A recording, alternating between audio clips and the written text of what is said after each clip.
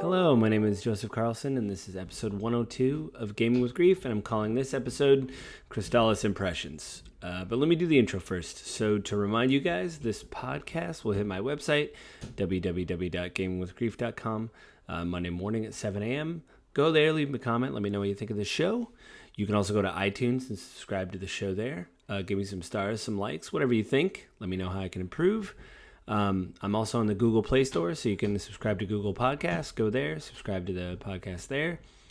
Or you can drop me a direct email at gwgpodfellows@gmail.com.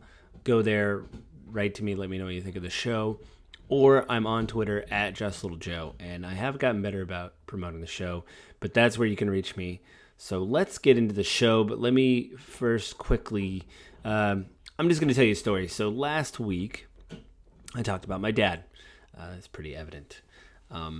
But one thing I didn't say was he bought me this game, Crystalis. I think I mentioned that a few podcasts ago, actually. But long story short, he bought me this game years ago, and the game resonated with me because I think this game resonates with me so much. And I'm going to talk about the game, and I'm going to talk about some things I ran into when trying to beat the game, but I'll get into that later.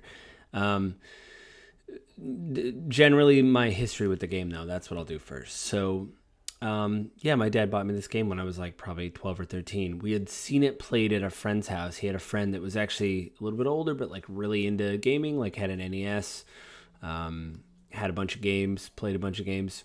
And I think we came in and he was playing this game and I saw the end of it. And I'm usually weird about spoilers, so I was like, what is this game? And he goes, oh, this is Crystalis. And he let me play it. My dad would go over, last week I talked about my dad being in recovery. This gentleman was in recovery as well. And they would sit there and smoke cigarettes, drink coffee, and talk about recovery and let me play the NES. And I played Crystalis a lot. I played a lot of other games, but this one always stuck with me. And, I loved it. It was great.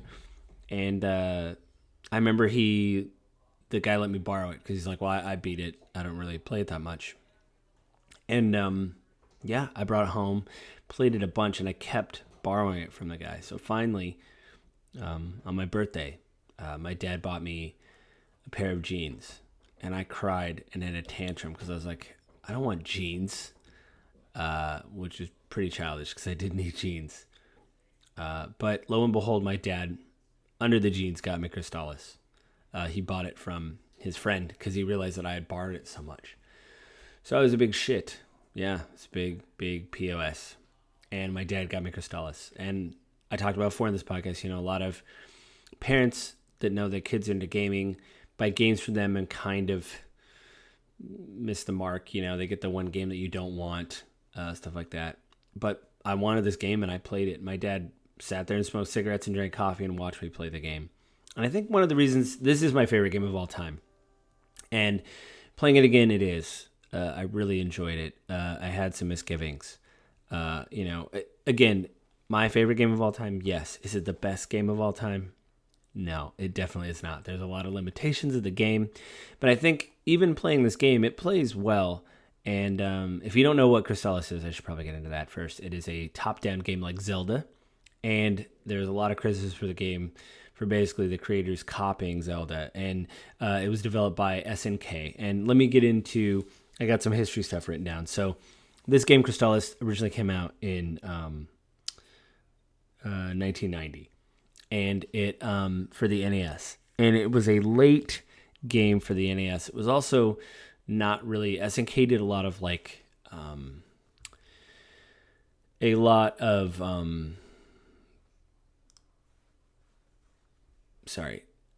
did a lot of just shooters. I'm looking I played this game on the SNK 40th anniversary collection that came out on I just have the date written down here. It came out on November 13th, 2018, and SNK is a company that started in Japan. Early on, they did arcade hits, like in the 80s, 70s, and 80s. There's a massive article by GameSpot called The History of SNK, which I read in preparation for this, and it was the whole it was the history of the company. They didn't go into Crystalis a lot, even though I wanted them to go into Crystalis. Because, to be honest, Crystalis was just a blip in the radar of the company. On the SNK 40th collection, there is, I'm just going to read some of the games. There's Alpha Mission. They have the console and arcade version. They have Athena, which I also had for the NES. They have the console and arcade version. I'm probably going to check that out, but I won't talk about it on the podcast. I'll probably just check it out for 10, 20 minutes to see what it's like. Crystalis, the console version. Crystalis is interesting because there actually is an old commercial for Crystalis that I watched on YouTube, and I recommend if you're really into watching old 90s commercials of games, go to YouTube, type in Crystalis.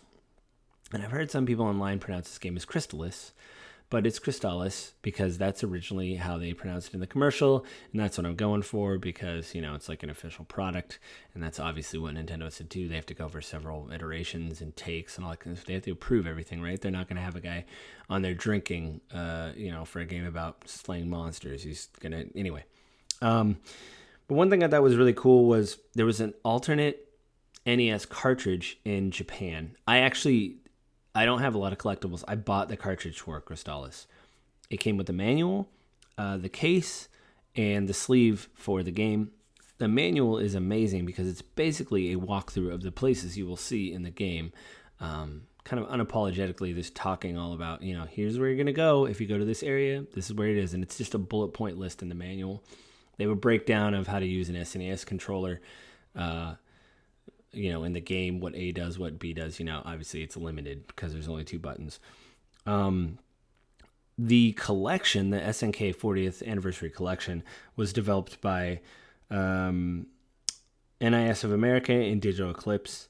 And right now it's on the Nintendo Switch and the PS4. The Nintendo Switch is on sale for $19.99. It didn't say how long the sale was ending. So if you're interested, play it there. But I would say that they've added it to the NES online subscription service. So you're paying for the online subscription service and you just want to play Crystalis, I would recommend going to there because, you're paying for the service and you just want to play one game and try it out. Go there and try it out. In Japan, like I was talking about, the cartridge is different in Japan, and the name was different. And I got the name written down here, and I really wish they would have went for this in America, because in Japan, I think the title is amazing. The Japanese name of the game was called Godslayer Sonata of the Faraway Sky. And let me tell you, way better title than Crystalis. I love Crystalis. Again, it's my favorite game of all time. The best game of all time? No. But Godslayer Sonata of the Faraway Sky? Are you kidding me? That's like a top tier title right there. I mean, I don't know what they were thinking. Maybe just thought, it's too long. I don't know. Probably nowadays they would have probably just went with that. But anyway, I bought the cart for Crystalis, and I also bought an old Nintendo Power from July and August of 1990. Sorry, it was right next to me. I was reading it. And that basically has a walkthrough of like the first half of the game. Maps. It's got a detailed layout section of the people you'll meet. You meet these 4 wise men. Again, it's like Zelda, but it's more colorful. There's a lot of blues. Obviously, this came later in the NES life cycle, so they could really do a lot with color. The story is incomprehensible. There's a lot of transliterations in the beginning. Basically, the world was decimated by nuclear war. There's a tower that is built in the sky to kind of save people that survived, and they float in the sky, and they are left alone. Down below, creatures are mutated. Some people did survive down below and they live down there. There's an ancient mage called Dragonia, who, if I can understand this right, is trying to use the tower as a weapon, even though it's like a place with refugees. Because technology is shunned because of the nuclear fallout, people started using magic again. Again, this doesn't make any sense. And I read the beginning of the manual, which I'm not going to read, and it's like, what? Actually, the end of the days was in 1997, in October, which is terrible. Crystalis lied to us, everybody. The idea is that you are collecting swords, a lot like Legend of Zelda, but each sword is connected to an element. So, to brag, I got the first 2 swords, and the first 2, you basically max the swords out. You have magic power. You hold the attack button and you'll charge the sword up. There's a charge meter down below. It makes a really distinct noise. And each sword has basically 2 items that will charge it to 3. So when you originally get the sword, it has 1 charge. You can hold it down and charge it up, and it shoots energy forward based on the element. There's wind, fire, thunder, and air, or thunder and water. When you get the second item, you get like the Sword of the Wind, which is the first sword you get in the first town. You basically come out of a cryo tube, and the people are like, "Oh yeah, we've been expecting you," which is weird that they made the cryo tube right next to this town. But you get the Sword of the Wind that shoots energy. You level it up, and it blows a ball of energy forward. It'll knock down rock walls. They also use it to environmental hazards. There's ice walls and caves. If you have the fire sword and you have the ball of fire, which is the second charge ability, you will charge it up and then blow ice walls to bits. Later on, you get a bracelet of something. So you get the bracelet of wind. That gives you 3 charges, and it does a massive, like, little tornadoes in front of you. But that takes magic, which is something I don't remember. So you have a magic meter that can deplete. And these are kind of like old tropes of... One thing I told my wife was really amazing was this game has the old trope of can't save here. You try to save here, good luck. You're in the mountains, can't save. You're in a cave, can't save. Are you next to a boss? Can't save. You got to go to an inn and save, which really sucks when you don't have any healing items like medical herbs or antidotes, which take away poison, and all you're trying to do is get back to Nader's Inn to just heal up. You get a teleport spell, which is really thankful. Basically, the plot of the game is you're defeating this ancient mage that's trying to wake up this mega computer in the floating tower to destroy everything again, or it's very unclear. You're basically just going to the tower to defeat this guy because he's evil. That's all you need to know. Stop asking questions. It's fun. You get to charge up, use MP. There's tons of items. Again, this is kind of where the strain of the 2-button controller kind of comes into it, because there is, you got to unequip this to equip that. If you have this magic spell like Refresh, which you just hold it down and it just replenishes your life as long as you have magic, you can't have that. On the same time, you have the rabbit boots, which allow you to jump, so you have to take everything off and then equip the rabbit boots, and all that kind of stuff is just really, again, you see the strains of the system. And the big problem that I ran into when I was playing the game was that, the SNK 40th Anniversary Collection has a crappy save feature that just removes your save data, and I had it happen 3 times, so that's a total of 6 hours. And from all the records I could read online, this is a 14-hour game. So I've lost basically half the amount of time I could have been playing to save bugs. So what would happen was I would get to this Mount Saber, fight a boss, release one of these 4 wise men that you have to meet. They teach you a magic spell. I would get to him, or not get to him, get really close. There's some... you know what? Actually, what I want to do right now is I'm going to shout out... I did use a walkthrough, and that's some of my story with this game, but let me just do my impressions first. With this game is that I think his name's Jeremy Houston. There's a YouTube channel. He's got very few followers. I recommend going there. He's posted a lot of YouTube videos of walkthroughs of old games. He did a walkthrough of Crystalis, so I watched it to try to speed up because I realized I was losing time. And it didn't really seem to help because I lost time again. So what happens is there's a save bug, basically. And what it does is it reverts your progress back to this very specific place in the game. In my case, I lost probably about 2 hours each time. And I foolishly tried different things in the menus to save and exit, save and continue. I tried exiting out of the game, and there's an in-game save, which doesn't really seem to matter. Unless you die, then you'll come back right at that save, which is nice. So what I've did is I've just suspended the game, which you can do on the Nintendo Switch. You can just put it to sleep, so to wake up at the exact moment that you were at. But again, I told my wife one of the things about the game which is really interesting is that, it's definitely a product of its time. And part of the impression of me playing the game was I couldn't find the Nintendo Power issue that I really wanted, which was a walkthrough of the last part of the game, which is this maze that you have to go through. And a friend of mine at the schoolyard had that issue. And we were talking about something else, because we trade Nintendo Powers, you trade games. And I borrowed that issue from him. and got through that maze. So I think why this game is still my favorite game of all time is I ran the gamut with this game, and it left an impression on me. I was a brat. I saw the end of the game first. I was a brat and cried and had a tantrum like a 2-year-old. I received the game. My father watched me play the game, which is kind of cool. You bond, you talk. He's like, "Oh, try this, try that." He was giving me pointers. And then I just played the game a lot, and I did the stereotypical thing that we all hear about, which is you sit in your parents' basement and you play a game. And literally in my mother's basement, a concrete basement, on an old crappy couch with 2 cinder blocks and a particle board stand, there was a 19-inch European TV from England that my uncle got from, he ran a repair, he's my great uncle, but he ran like a TV repair place. He couldn't sell the TV because it was from Europe.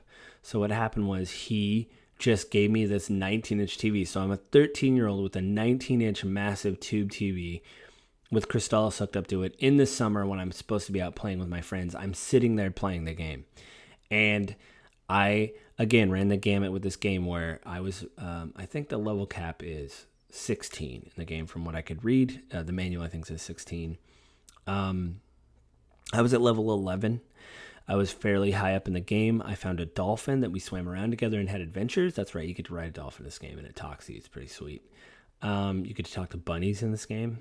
Am I not selling you on this game? Anyway, so I was at level 11. I didn't do the shutdown process properly where you had to hit reset and power at the same time, and I lost all my progress. And I remember calling Nintendo Power, the 1-800 number, which I actually should look it up in this, the counselor's corner. I should look it up in the Nintendo Power and tell you guys what it is, but I don't want anybody out there to call the number. There's nothing there. But I remember calling that number, having the person on the thing type something. I don't know what they were doing back then. I think they could type something and it would just come to a point in the game. They had like save probably. And I remember the guy saying, "What's your problem?" And I told him, and I said, "I'm here." And then I got to the end of my thing of like, is there any way to get this back? And there was a long pause in the phone, and then he said, "I'm sorry, man, I don't know what to tell you. There's no way to get back. Your progress is going to start again." And like a very driven, entrepreneurial young kid, I went back down in the basement, turned it back on, and started from scratch and beat the game. So when I was sitting on my nice chair in my somewhat clean den where I broadcast this amazing podcast from, and I lost my progress 3 times through trying various ways to save in the game and save out of the game, and still having the SNK collection say, well, you're going to be at this one town. That's one of the first towns that you start over. This one house where you meet this guy that teaches you something. Like, that's where we're going to put you. I immediately was transported back to this time when I was young, and I just couldn't, I had to start over my progress. And again, I ran the gamut with this game. So after that, I was able to get back to where I was, and I got towards the end, and I got stuck at this stupid maze at the end. And my friend on the playground had the NES fold-out map, the Nintendo Power, with the directions on how to get out of the maze. And I sat at home, got out of the maze, and then got to the end and beat this big computer. You basically take all of the swords and combine them to make the Crystalis, or the Godslayer. And you blow up this massive computer. You don't really get to use Crystalis that much, which it's very powerful. I kind of understand why they wouldn't allow you to use it.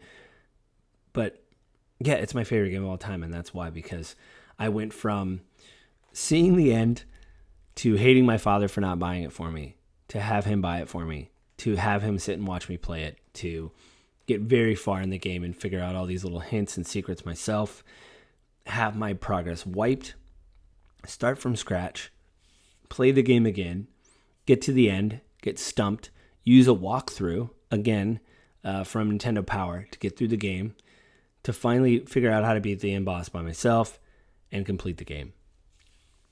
And I think, to be honest, this is the first game that I ever remember rolling credits on. Like seeing the end, thanks for playing, all that kind of stuff. So I had a complete experience with this game. I went through the ups and downs. My dad was there. My friends were there. My mom did the thing where she said, you need to go outside. Because when I was playing in the summer, it was a beautiful summer day of like 70 something. And she's like, you need to go outside. And we had a basement that was a daylight basement, if you don't know what that is. We had a window attached to the basement. So the front yard of my house was basically right below the window. So I could look out and see the front yard and see the beautiful street and see all my friends on bicycles and me saying, you know what, guys, not today. I'm going to beat this Crystalis. This computer is really a problem, and I need to beat him with the big energy sword. So, yeah, I mean, you know, you guys don't understand what it's like to be a young purple-haired boy named Joseph who shares my name that woke up in a cryogenic freeze, and he needs to save these people. But yeah, so what I'm going to do next week is, if I don't lose my progress again, I will give you my final impressions of what it was like to go through and beat the game again. But initially, what I wanted to do is tell you it is still my favorite game of all time. Putting all the difficulty I had with the game, it does play really well and it's fun. You're really just trying to save people. This Dragonia Emperor and his goons are basically hurting people, and you're helping them out, you know. Certain enemies are weak to different swords and things you have. So you'll go in a cave and you have the fire sword, but they're immune. You'll hear like a little ting noise, and they're immune to your blade. Also, it has to do with level as well, because since 16 is a level cap, since I had my save snafu, I tried to beat one of the generals, I think one level less than I was before, and it just didn't work. My weapons didn't work. You hear the ting off of them. You're not doing damage. It doesn't just have to do with type of damage type. Like I said, you'll be in a cave and you'll have the sword of fire. You go to hit someone and you'll hear a ting, and that means you need to use like the sword of wind or another sword on them. I remember later on the game, you get the sword of water. One of the, like the ball of ice or whatever you get makes ice bridges. So you can go near places with a lake. You'll see like an indication of the land that it's kind of flat. You can shoot your energy over the lake and it'll create a thing of ice, so you can just walk across that way. It makes things easier and faster. Some areas are poisonous, so you have to get out of poisonous areas. Later on, you learn more abilities, and the NES guide literally walks you through, hey, here's all the abilities the wise men are going to teach you, and what order you're going to learn them in and stuff like that. So that's very helpful. Again, it was just a big hit of nostalgia to go back and read the NES, because this is the issue I didn't have. The other issue was the one walking through that maze, which I couldn't find. Shout out to archive.org. They're an organization that archives everything that's physical that I can see into a digital format. So you can actually type Nintendo Power, and I looked issue to issue because I knew when the game came out, and I looked around them to see, and that's how I found this issue. And I called a local game shop, and I said, hey, I'm looking for the Nintendo Power from July of August of 1990, and they said, we have it. It was only $20. The game itself was $100 when I bought the cart, and I don't really have a lot of collectibles, so I don't consider that bad. One thing I was eyeing online was the actual Godslayer cart, the Japanese version of it, with a case and a manual and stuff like that.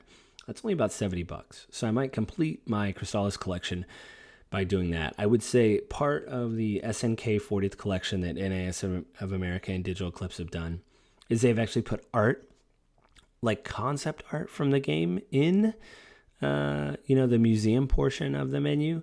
And it's really cool to see. Back then they had these amazing pieces of art, there's only a few stills, but it's really cool to be like, oh, that's what those bugs are supposed to look like, and that's what this is supposed to look like. And what it comes down to is like, well, this is still an 8-bit system, so this is the best we could do. I will say the music is pretty great. I know you thought I was going to say that it was bad. It's great. They actually, I don't know if it's part of my childhood or what, but hearing the songs again, the battle songs and the town songs and all this stuff's just like rattling around in my head more and more. So it's pretty cool. So I'm just trying to think. Again, this is my favorite game of all time. Is it the best game of all time? No. But if you have the the NES online subscription, go there and try to play it there and see what you may only play it for an hour and be like, I got it. I actually want to go and try that version and see if the save system works. because this has been incredibly frustrating to get so far in the game and then be like, okay, I've saved, and you can go out of the SNK 40th Anniversary Collection, save and quit, save without, or quit without saving, and I've saved and quit. Your game progress will be lost. Fine, I'm saving right now, so overwrite my save process. It's like, okay, well, we're just going to put you back at level 5. We knew you were level 8 with a bunch of other stuff. We're just going to put you at level 5. And that was, man, let me tell you guys. Again, it happened 3 times because I was trying different ways to save, stuff like that. I will say this Jeremy Houston guy on YouTube, shout out to you again, sir. You only have a few hundred subscribers, so, not that anybody listens to this podcast, but maybe if I can get one more guy. He only has 2 walkthroughs that are 48 minutes long. So he's literally speedrunning it. He said it's one of his favorite games of all time. So he's obviously go here to get this, to do that, Oh, and then the text is kind of bad because I think he was using an old capture kit. And so it was very it was just very grainy, but I think there's sections where it basically says, hey, I got to grind. And that's another thing you got to do in the game. They always say when you read the manual, it's like, oh, if you hear your attacks ding off an enemy, it's because you're not using the right sword. But that's not true. It also has to do with your level. Because I physically tried to hit people that were higher level than me, and you hear the ting, and you're like, well, I'm using every sword I have. They wouldn't put an enemy in front of you if you don't have the right sword. You get the swords in different towns and all that kind of stuff, but still. And then, too, there's a weird thing back then with games where, certain things would happen, and I wouldn't know why. I tried to go up north in this area, and I kept saying, Joseph, you're not powerful enough yet. And you're like, well, that's weird. I've gotten a lot of levels. I've gotten some armor. Feel pretty strong.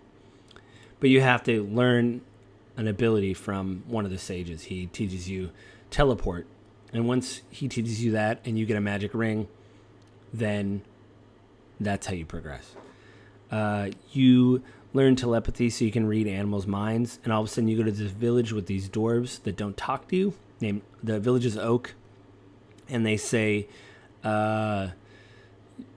things like go in peace because they don't like humans. They don't want to talk to you. What happens is when you get this telepathy, all of a sudden they start talking to you. So I don't know if you're reading their minds, which seems a little bit crazy. And it's nuts. But let me really quickly, I took notes when I was playing. And I'm going to go over things that I actually did like. I did it by section, but I won't.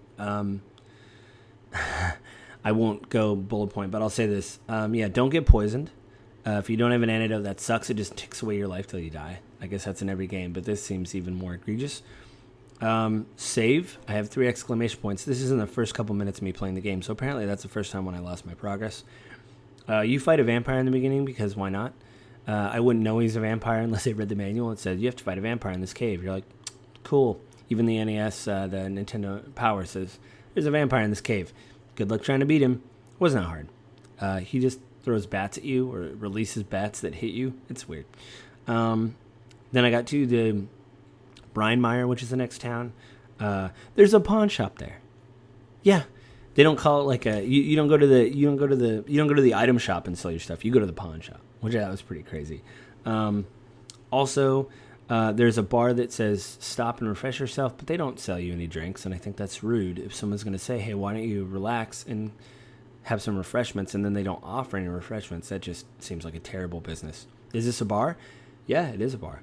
What can I get to drink? Nothing. Do you want to sit down? I'd love to sit down. Well, I'm sorry, we can't let you sit down.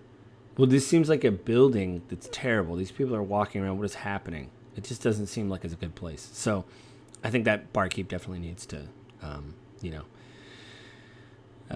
fix that. Very early when you go to Brinemeyer, I hope I'm saying that right, the guy's like, hey, man, if you found my statue, that'd be great. It's such an old trope in RPGs. Hey, it dropped something. Could you go get it? I remember where that statue was. It's been since I was 14, 13 when I played this game. And I went right to the spot. I was like, oh, yeah. It's right there. You just go in this brush, and then all of a sudden you have it. Then you give it to him, and he gives you the poison mask, which you use to go in the poison forest. Of course you would. The poison swamp, I mean. Of course you would do that. And then you don't get poisoned when you're there. I said here that I lost... I killed a big insect with a flute, which isn't true. In Oak, when you help the people that don't talk to you but then do talk to you, help them. They give you the fire sword, and they say, hey, we want to defeat this big insect, but we can't. Use a flute that they give you, which is weird. They're like, well, we can't beat it, but we can call it, which just seems counterintuitive. Like, why destroy the flute if you don't want it here? It's going to kill you guys. You need to leave. But you use the flute. Insect comes in a boss area. It's really ominous because you can actually go to the boss area before you fight the boss, and it's literally you go up, and it's a blue poisonous swamp, and there's just a blue line in the middle where it's just black. So you're like, oh, this is it's like the earliest form of like arena that I could see where you're like, there's going to be something here, and that's where you use the insect flute. You call the insect and you kill it, which is pretty cool.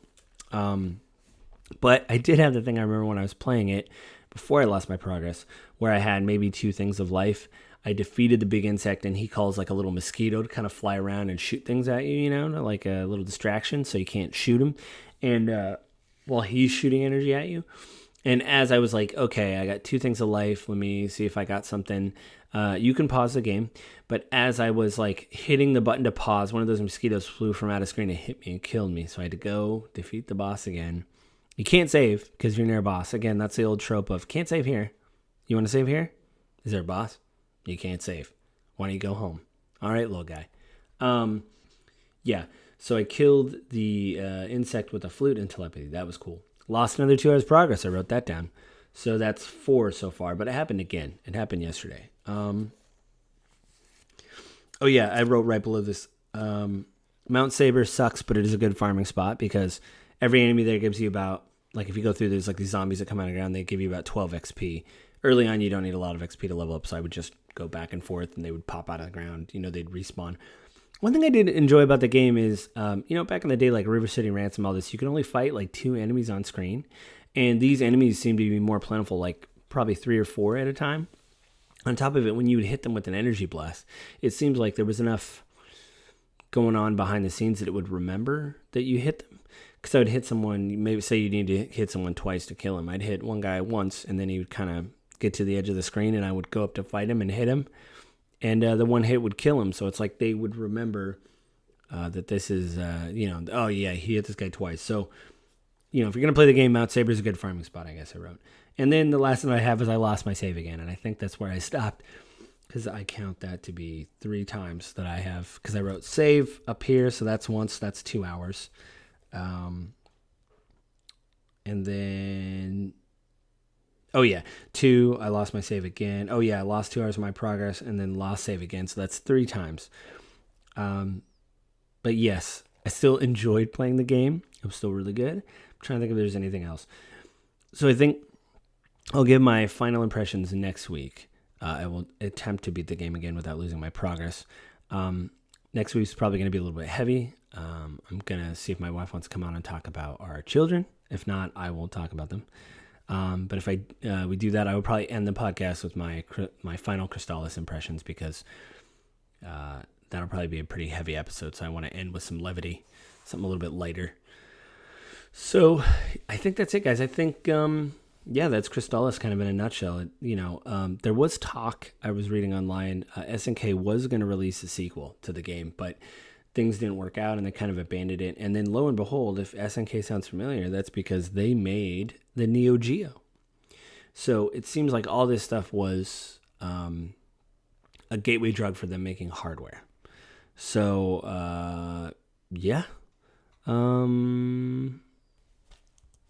I think that's it. I think I've kind of given my initial impressions of the game. I enjoy it. You get to talk to a bunny. What's not to like about that? Generally, I think, though, I would recommend if you have the Nintendo Online service, check it out because it is, it's free, part of that service. So you don't have to buy the 40th anniversary collection like I did because I bought it and was like, oh man, I haven't played Crystalis in years. I want to play this game. And I wanted to try it out like Athena. And there's Akari Warriors and stuff on there. But then when they're like, oh yeah, we added this to the Nintendo Entertainment Online service, I was like, man, probably could have saved $40. But I don't really regret it. Again, there's a lot of little stuff on there that I can try. So I'm going to do that. But I think that about covers my initial Crystalis impressions for this week. It was kind of all over the place, but I tried to be a little bit more concise. I took some notes. I think that's it. So let me just do the outro. So just to remind you guys, this podcast will be on my website, www.gamewithgrief.com, Monday morning at 7 a.m. Go there, leave me a comment, let me know what you think of the show. You can also find me on iTunes. Go there, leave a comment, a star, that kind of stuff, a review. Let me know what you think of the show, whatever you think it's worth. Go to the Google Play Store. If you're on Android, subscribe there. It's on there. It seems like the episodes are coming more quickly to the Google Play Store, but not as quick. So it still seems to take about 4 days, but I'm hoping that improves. So I apologize if you're on the Google Play Store. It'll just take a little bit more time, but they're still hitting. The newest episode 101 is up, so you can listen to it now if you want to. Or if you want to drop me a line directly, go to gwgpodfellows@gmail.com. Go there. Let me know what you think. And then, what else? And also I'm on Twitter @JustLittleJoe. Go there. I will throw out a link to the show when it posts on Monday on iTunes. I only have a iPhone, so I'm just going to do that. But again, you can find the podcast on Google Play Stores. So I think that's about it, guys. Be safe, treat everybody with respect, and I will see you guys next week.